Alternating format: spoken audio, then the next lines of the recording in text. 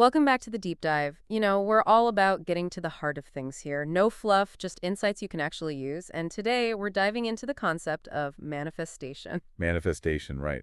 Well, the source we're looking at today takes a very grounded approach. Yeah, exactly. Less about, waving a magic wand and more about aligning your thoughts and actions to get what you want. It's about understanding the power you have to shape your reality. Exactly. The source even uses this really cool analogy, comparing your brain to a Wi-Fi router. Uh-huh. I like that. Doubt, they say, is like buffering. It slows things down.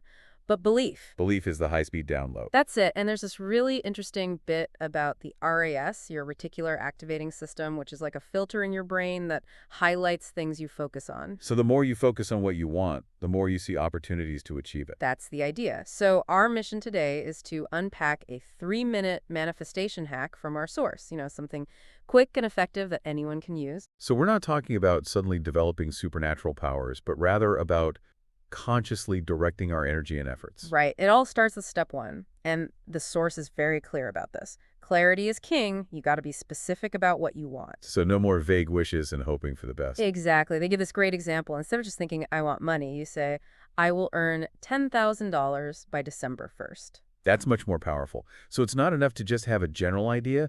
You need to define it clearly. Now, what are some challenges people might face in articulating a truly specific goal rather than just a slightly clearer one? That's a great question. And while our source doesn't literally tell you to pause the podcast right now and write down your goal, they do emphasize the power of putting pen to paper and actually articulating it. It's about making that commitment, right? And then we move on to step two. Feel it first, the source says.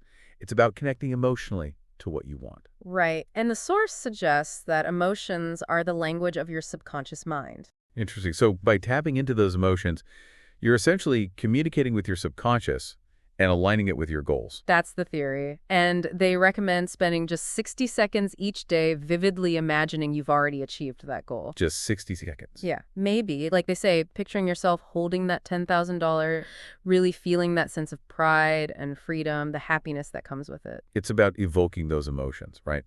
And the brevity of this exercise is interesting. It's not about spending hours meditating or visualizing. It's about short, focused bursts of emotional engagement. Yeah, totally. And then comes step 3, microaction, taking those small, tangible steps towards your goal. This is where the rubber meets the road, Right. It's not enough to just think and feel. You have to actually do something. because action demonstrates commitment, both to yourself and to, the universe, if you will.